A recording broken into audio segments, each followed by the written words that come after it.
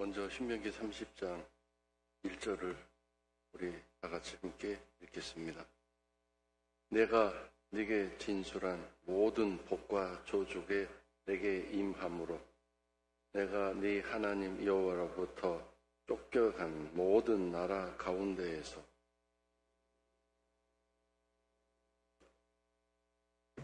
하나님은 우리의 모든 미래와 앞날을 알고 계십니다. 이스라엘 백성들이 앞으로 바벨론에 망하고 아수르에 망해서 뿔뿔이 흩어지고 포로로 잡혀가고 고통 가운데 있을 것을 아셨습니다. 그래서 중요한 것은 그런 상황에 있을지라도 마음에서 기억이 나건, 마음에서 기억이 난다. 이 기억이 나다라는 건 깨달아져서 알게 된다. 그런 뜻. 마음으로 깨달아져서 알게 된다. 무엇을 알게 됐는가? 이 일은 이 30장 앞에 나와 있는 특별히 28장에 중심적으로 말씀되어 있는 복과 저주. 특별히 이렇게 쫓겨나가서 이스라엘 유대에서 나라가 없어지고 망해지고 포로로 잡혀간 그 처참한 상황 속에서 하나님이 이렇게 말씀하셨었는데 정말 이렇게 됐구나. 그 말씀이 깨달아지고 생각나고 기억나면 그러므로 아무리 처참한 상황이 되고 아무리 인생의 비극이 찾아왔는데 중요한 것은 하나님 말씀이 생각나지 않으면 희망이 없다는 것. 깨달아짐, 기억남, 하나님 말씀. 베드로가 밖에 나가서 심히 통곡한 것 뭡니까? 예수님이 하셨던 말씀이 생각나죠. 닭 울음소리가 들리는 순간. 예수님 말씀이 생각나서 정말 내가 그렇게 됐구나.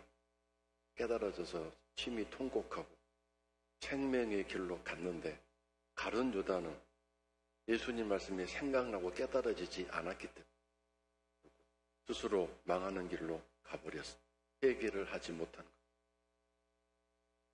그래서 이 마음에서 기억이 난다라는 말은 생각난다라는 뜻과 함께 회개가 일어난다.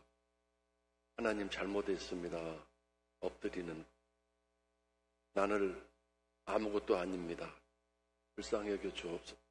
이렇게 하나님 앞에 엎드리는 지금 상황과 처지가 형편이 불쌍해서 불쌍히 여겨달라는 게 아니라 심령과 마음, 삶이 완전히 하나님 말씀에 어긋나 있었음을 비로소 알고 그래서 이런 일이 일어난 것 스스로 거기 자초에서 들어간 일임을 깨닫고 하나님 불쌍히 여겨 주십시오라고 간구하는 겸손함, 진실함, 정직함이 시작된다면 그런 뜻이죠. 이 나거든이 뭔가요? 가정법이죠. 만약에 기억난다면 그러므로 기억이 안 나면 더 이상 희망이 없는 것입니다. 우리가 어려울 때 이렇게 기도하면 하나님이 어려움 해결해 주시면 그때 열심히 할게요. 이 기도를 하나님이 들으실까요? 절대 안 들으십니다. 그때 그 순간부터 하나님을 섬기고 사랑하는 일을 시작해야 합니다. 일이 회복되고 원하는 일이 이루어지면 그때부터 하겠다는 것, 이건 절대로 하나님 앞에 합당한 기도가 아닙니다. 깨달아졌으면 바로 그 순간부터 그 처참한 상황에서 그 어두운 상황에서부터 하나님 말씀을 지켜 행하는 일을 시작해야 합니다. 그래서 2절 보세요. 다 같이 함께 읽겠습니다. 너와 내 자손이 내 하나님 여호와께로 돌아와 내가 오늘 내게 명령한 것을 온전히 따라 마음을 다하고 뜻을 다하여 여호와의 말씀을 청종하면 바로 그 현장에서부터 바로 깨달아진 그 순간부터 시작해야 돼요. 그 다음에 오늘 내게 명령한 것, 오늘. 하나님은 늘 실시간으로 우리에게 말씀하시는 분이십니다.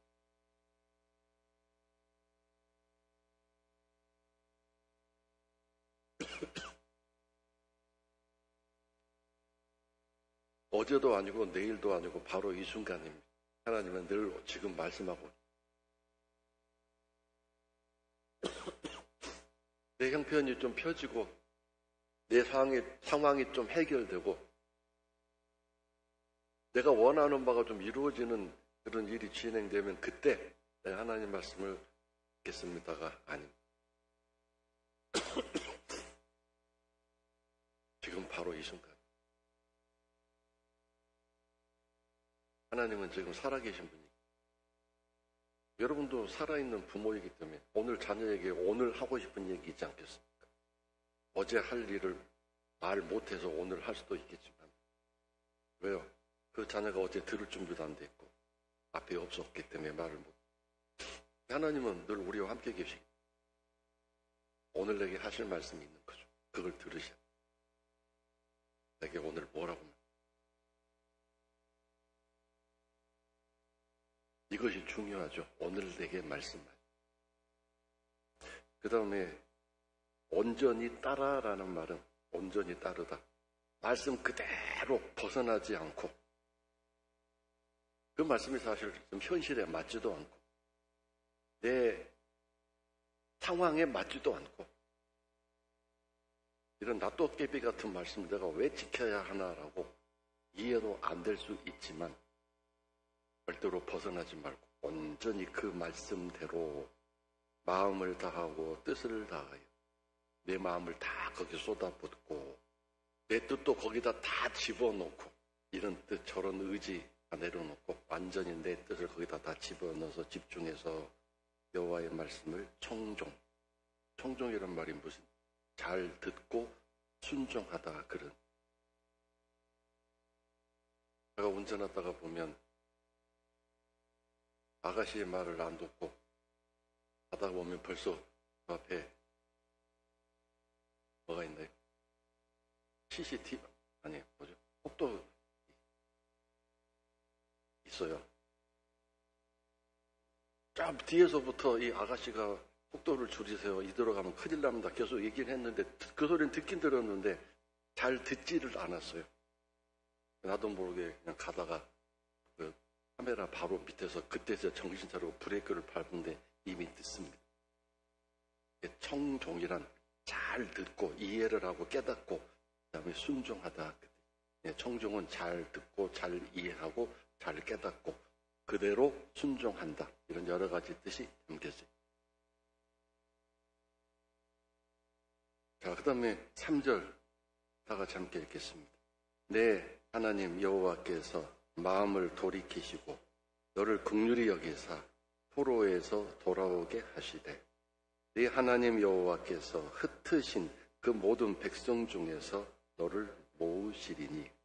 자, 내가 먼저 깨달아진 대로 그 현장에서 처절한 삶의 현장에서 원수가 막 나를 괴롭히는 현장에서 너무도 괴롭고 고달픈 삶의 현장에서 죽고 싶은 삶의 현장에서 하나님 말씀을 따라 살고 억지로라도 감사하고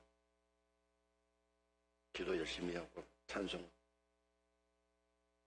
또 내가 하나님 앞에 회개할 것들을 철저하게 회개하면서 그렇게 하고 있으면 청종하면 하고 있으면 그때 하나님이 마음을 돌이키시고 너를 긍휼히 여기. 그러니까 삶이 힘들고 어렵다고 그냥 기도만 하고 앉아야 돼. 기도만 하고.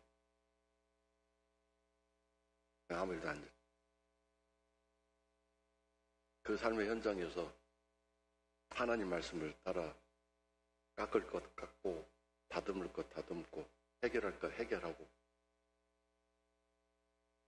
말씀에 철저하게 나를 거기에 끌어 맞추는 삶을 살기 시작하면 그때 이제 그 모습을 보시고 하나님이 마음을 돌이키시고 마음을 여신다는 거예요.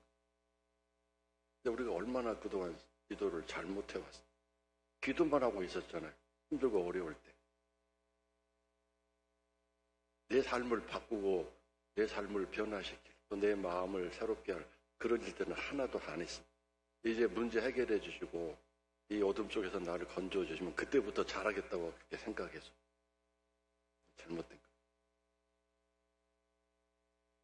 마음을 돌이키시고 너를 긍휼히 여기사. 그때부터 하나님이 나를 이 긍휼이 뭐라고요? 불쌍히 여기신다. 그러니까 왜 하나님이 내가 긍휼히 여길 자를 긍휼히 여기고 불쌍히 여길 자를 불쌍히 여긴다고 하셨는지 이해가 되시죠? 하나님이 누구를 불쌍히 여기신다고요?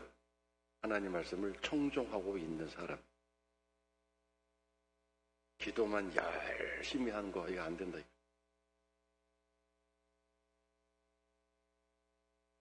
그 다음에 하시는 일이 뭔가요? 너를 모으시리니, 이거를 다른 말로 말하면 너를 워밍업 시켜서 준비시켜 주신다. 그러니까 이제 흩어진 백성들을 하나로 모으신다. 이렇게 회개하는 사람들, 하나님이 이제 복을 주실 수 있는 사람들 서로 연결하게 하시고 서로 마음을 갖게 하시고 서로 함께하게 모아놓으셨다. 그런 모아놓으신 그들을 이제 데려가시려고 하시는 겁니다. 이것은 워밍업 시키신다.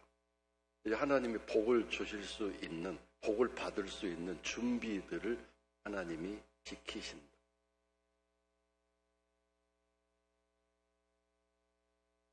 근데 여기 이 지점에서 거의 대부분이 실패합니다. 모으시는 일에 있어. 모으신다. 마지막 신자의 회개가, 마지막 신자의 회개는 뭐냐면 두 가지인데요. 하나는 인간관계고요. 하나는 돈지갑. 인간관계가 해결되어야 돼요. 그 다음에 하나님 앞에 어려운데도 뭐 이렇게 헌금하라고 할 때 주저없이 헌금하고 하나님 앞에 그 어려운 상황에서 가장 중요한 게 내 자존심이고 또 내 물질 아닙니까? 하나님이 테스트하시고 정말 네가 나를 청종하는지 보자. 그리고 그 어려운 인간관계에서 어떻게 하는지 지켜보자. 물질 문제에서 어떻게 하는지 지켜보자. 그것이 워밍업, 따뜻하게 달구어져서 이제 잘 굴러갈 수 있는 준비가 됩니다. 이런 마지막 테스트 단계를 거치게 되면 그 다음에 뭐 하십니까? 하나님이 4절에서 제가 읽겠습니다. 내 쫓겨간 자들이 하늘가에 있을지라도 네 하나님 여호와께서 거기서 너를 모으실 것이라. 거기서부터 너를 이끄실 것이다. 지금 그 처지, 이 하늘가라는 말은, 4절의 하늘가라는 말은 최악의 상태, 그런 뜻입니다. 도저히 복구 불능한, 회복 불능한 그런 아주 망가질 대로 망가진 그런 상황에 있을지라도 하나님의 말씀을 청종하고 마지막 하나님의 테스트를 통과하면 거기서부터 절대 하나님은 버리지 아니하시고 모으시기 시작하셔서 너를 드디어 이끄신다.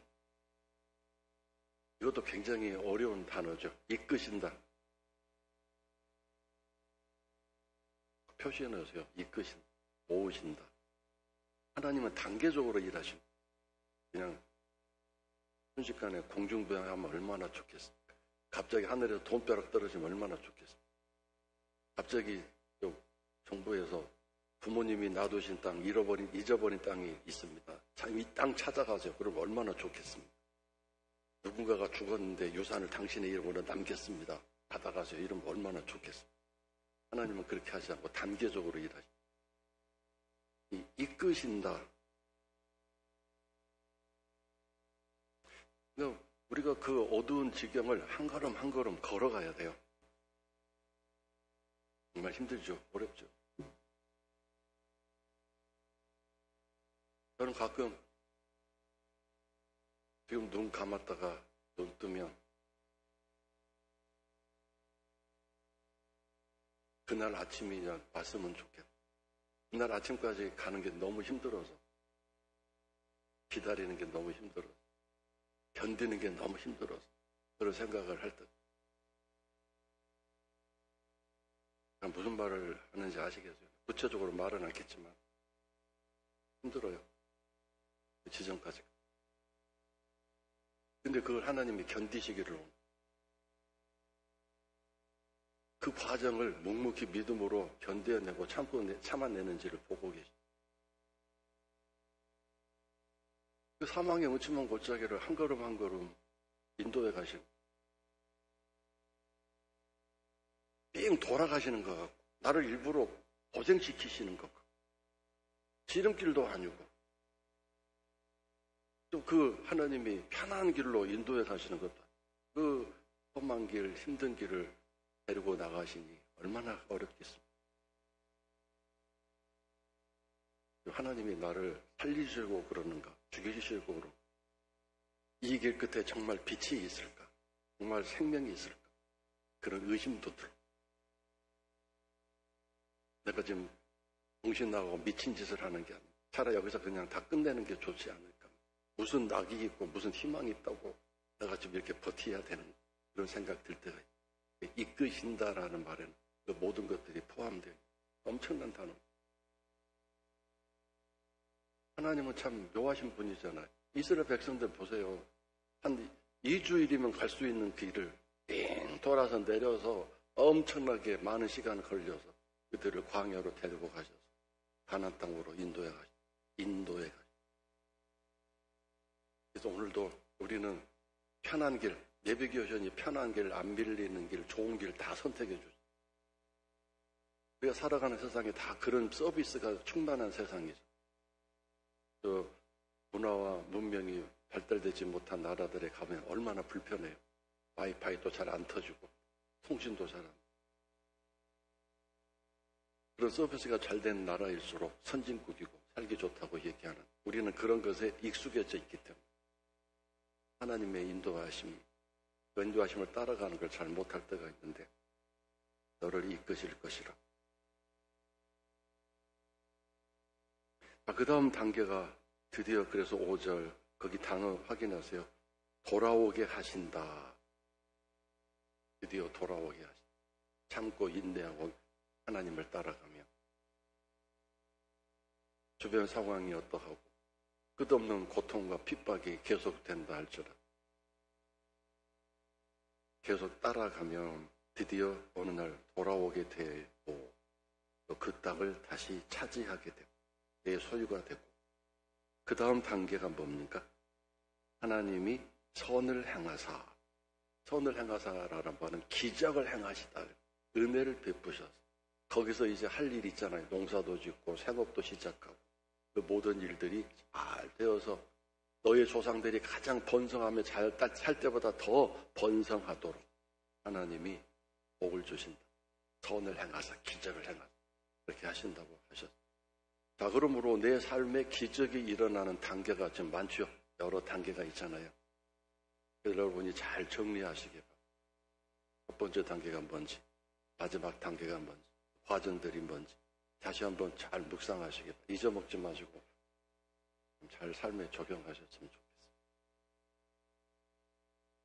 그 다음에 근데 여기서 번성해서 잘 먹고 잘 살았다 그러면 되는데 그게 아닙니다. 하나님이 마지막으로 하시는 최종적인 일이 여기까지 가야 됩니다. 6절입니다. 다 같이 함께 읽겠습니다. 내 하나님 여호와께서 내 마음과 내 자손의 마음에 할례를 베푸사 이게 마음을 다함 뜻을 다하여 내 하나님 여호와를 사랑하게 하사 내게 생명을 얻게 하실 것입니다. 여기서 중요한 게 뭔가요? 하나님을 사랑하게 해주다. 생명을 얻게 해주신다. 수동태, 피동태죠. 하나님 사랑하는 것도 하나님이 사랑할 수 있도록 이렇게 힘을 주시고 은혜를 베푸셔야 내가 잘할 수 있는 거구나. 이걸 깨닫게 되죠. 그 다음에 생명을 얻는 것. 생명, 부활의 생명을 얻는 것도 내가 얻는 게 아니라 하나님이 주셔야 되는 것이구나. 그런데 이 모든 일이 무엇으로 일어나는가? 계속 내 마음에 할례를 베푸시는 그 은혜의 보상으로, 보답으로 이 일이 주어지는구나 깨닫게 됩니다. 육체의 할례는 몸에 칼로 어떤 상처를 내서 나는 이제 하나님만 믿습니다. 하나님만 나의 모든 것입니다. 하나님이 안 계시면 나는 아무것도 아닙니다. 그런 상징적인 어떤 사인으로, 표징으로 몸에 칼로 상처를 냈습니다.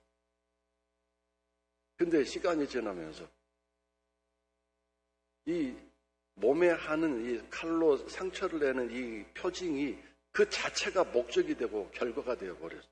마음에 하나님을 그렇게 섬긴다라는 의지와 그런 결정과 선택의 표시로 몸에 칼로 상처를 낸 건데, 마음의 그런 결정과 선택, 그 마음에 확신 없는 상태에서 그냥 몸에 상처만 내고 칼로 흔적만 내면서 난 할 일 다 했다, 이렇게 육체의 할례에 대해서만 자부심을 가지고, 그러므로 나는 하나님 백성이다라고 이렇게 생각하며 살았던 거예요. 오늘날로 말하면 하나님을 정말 두려워하고 사랑하고 섬기는 마음, 그런 마음은 없으면서도 육신적으로는, 행동적으로는 예배 열심히 참석하고 교회 열심히 봉사하는 것과 똑같습니다.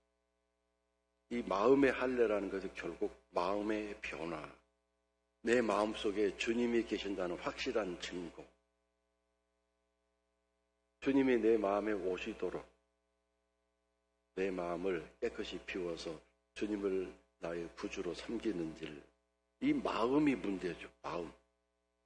제가 지금까지 여러분과 말씀을 나누면서 수없이 계속 강조했던 게 마음의 변화, 쉽게 말하면 성품의 변화, 성격의 변화. 근데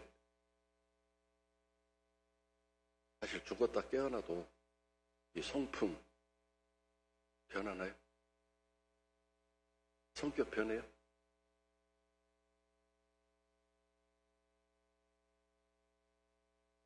지랄 맞은 내 성격이 변하던가요? 안 변합니다. 그럼 뭐 어떻게 하는 건가? 그걸 나의 십자가로 알고 날마다 눈물을 흘려 기도하고 그런 마음을 가지고 하나님 앞에 엎드려 보니 할 말이 드릴 말씀이 없어서 그냥 불쌍히 여겨주세요. 이것이 우리들이 할 수밖에 없는 일 아니에요. 이렇게 해야 하나님이 거기서 왕이 되시고 우리를 다스리고 통치하실 수 있는. 만약에 내가 뭐 어느 날 정말 내 마음이 변화해서 막 천사 같은 마음이 되고 정말 상상할 수 없는 그런 멋진 예수님 마음처럼 되어버렸다면 그 사람은 이제 사람 아니죠. 예수님이죠. 그 사람은 이제 정말 불교로 말하면 성불한 것이고 부처님 되신 것. 우리는 절대로 그런 경지에 사실은 도달할 수 없어요. 그래서 내 마음이 어떠한지, 내 성품이 어떠한지, 하나님 앞에서 그 성품과 그런 내 인격을 가지고 어떻게 살고 있고, 그 하나님 말씀, 특별히 사랑이라는 말씀을 어떻게 그것 때문에 잘 못 지키고 있는지, 원망하고 불평하지 말라고 하시는 이 말씀을 내가 이 성품 때문에 왜 못 지키고 있는지 이걸 잘 깨닫고, 또 이런 성품과 성격 때문에 누군가의 상처를 주고 원한을 갖게 하는 일을 나도 모르게 하면서 그렇게 살고 있는 걸 철저하게 깨닫고, 하나님 불쌍히 해주세요. 나는 파산 맞은 자입니다. 이런 기도를 하나님이 원하시는 거 아니겠습니까? 그것이 바로 마음의 할례 받은 사람의 모습이에요. 마음의 할례를 받은 사람.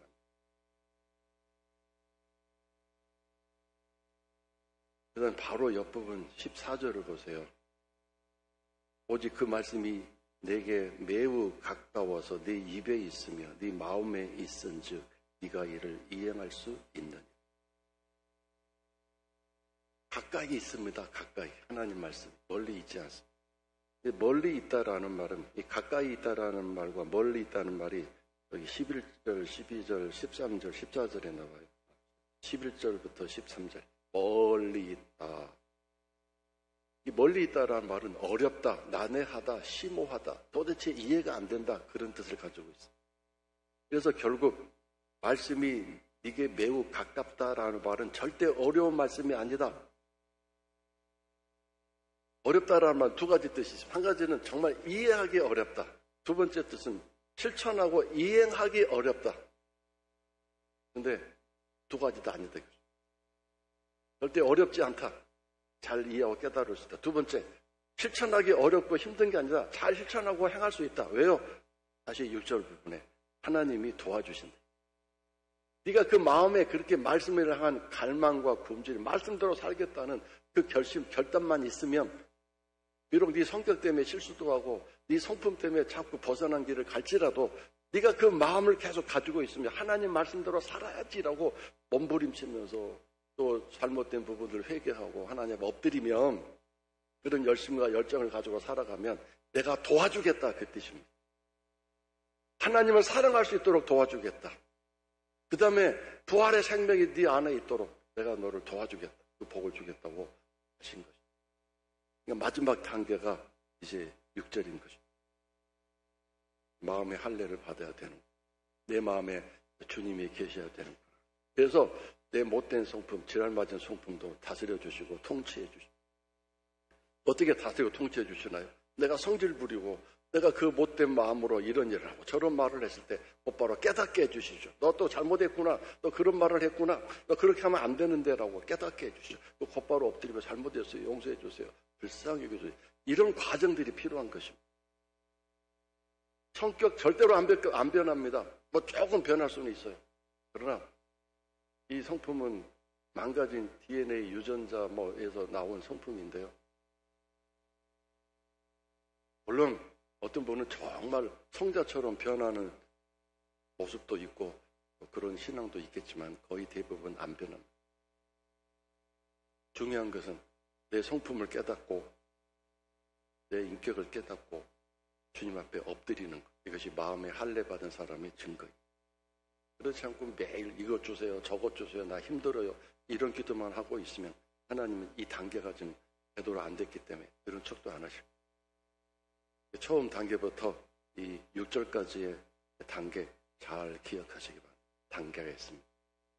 그 다음에 선물이 하나 있는데 보너스가 있는데 7절입니다. 다 같이 함께 읽겠습니다. 내 하나님 여호와께서 내 적군과 너를 미워하고 핍박하던 자에게 이 모든 저주를 내리게 하시리. 앞에서 28장에 많은 저주가 있었잖아요. 그래서 이제 이 6절 이 단계까지 오게 되고 잘 가고 있으면 이제 마지막 단계로 보너스를 주시는데 나를 괴롭혔던 사람들, 나를 힘들게 했던 사람들 하나님이 다 때려 엎어버리신 보복해 주신다.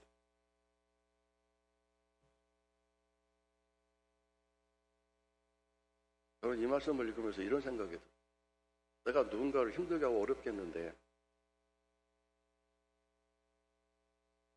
혹시라도 하나님으로부터 벌을 받고 이런 7절의 말씀이 있을까봐 두려우면 그 사람이 절대 하나님께로 가까이 가지 못하도록 계속 또 괴롭히고 또 괴롭히고 깨닫지 못하도록 방해하고 이 첫 번째 단계부터 이 6절까지 단계 못 가도록 계속 괴롭히면 되지 않을까 그런 사람이 있을까 생각이 들어요.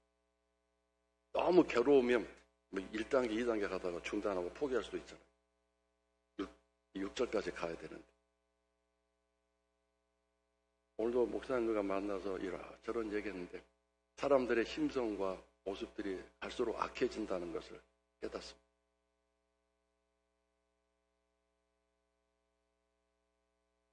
우리 교단의 첫 번째 대표적인 교회가 있는데 서울에 있는 근래에 부목사님 공고를 냈는데 거기 대우도 너무 좋고 거기서 부목사하면 이제 다른 데로 잘 갈 수 있는 영순이 교회 모두가 다 가려고 막 힘을 내요. 최근에 부목사님 구하는데 한 사람도 안 왔다고. 너무 충격을 받아요. 왜 그럴까요? 오늘 좀 목회의 현장이 너무 힘들고 어려워서 젊은 사람들 보니까 이건 도대체 할 만한 일도 아니고 할 수 있는 일도 아니라고 생각해서 차라리 거기서 고생하느니 내가 직장 생활하고 아르바이트 파트타임 하는 게 훨씬 낫겠다고 생각하고 이렇게 안 간다고.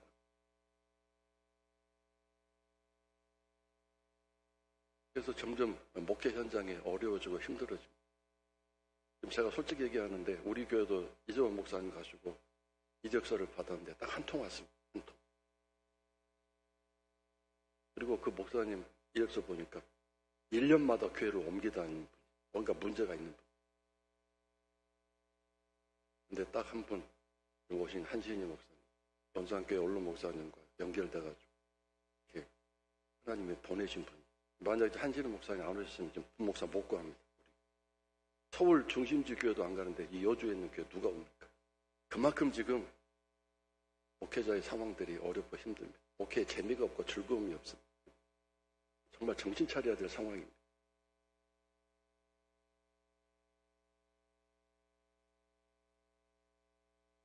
하나님은 오늘 이 모든 일을 행하시는데 우리가 끝까지 하나님 말씀대로 잘 살아야 되겠습니다. 그러면 8절부터 마지막 절까지는 앞에서 했던 말씀을 계속 반복하고 있는데 그 핵심이 뭡니까? 제발 좀 청종해라. 마음과 뜻을 다하여 말씀을 지켜 행하여라. 오늘 네게 명령한 네 모든 말씀을 잘 지켜 행하는 것이 하나님을 사랑하는 것이다. 그것이 생명과 복, 저주와 죽음을 앞에 놓고 있는 너의 선택에서 네가 언제나 생명을 택하고 복을 선택하는 지혜로운 길이다. 이렇게 말씀하셨습니다. 문제는 하나님 말씀을 마음과 뜻을 힘을 다하여 지키는 일이 절대 쉽지 않습니다. 세상에서 가장 어려운 일이라고 생각됩니다. 그래서 잘 못하는 힘을 내서 열심을 내서 서로 격려하며 위로하며 이 말씀 지켜 행하는 삶을 살아야 됩니다. 말씀 지켜 행하지 않는 삶을 살면서 다른 사람 그 길로 끌어들여서는 안 되겠습니다. 마지막으로 20절 함께 읽고 마치겠습니다. 내 하나님 여호와를 사랑하고 그의 말씀을 청종하며 또 그를 의지하라. 그는 내 생명이시요 내 장수이신 여호와께서 네 조상 아브라함과 이삭과 야곱에게 주리라고 맹세하신 땅에 내가 거주하리라. 하나님을 사랑하고 말씀을 청종하고 하나님을 의지하는 성도 여러분 되셔서 여러분에게 주시겠다고 약속하신 그 모든 복을 받아서 하나님을 아름답게 영광스럽게 해드리는 예배자가 되고 기도자가 찬양자가 될 수 있기를 주의 이름으로 축원합니다.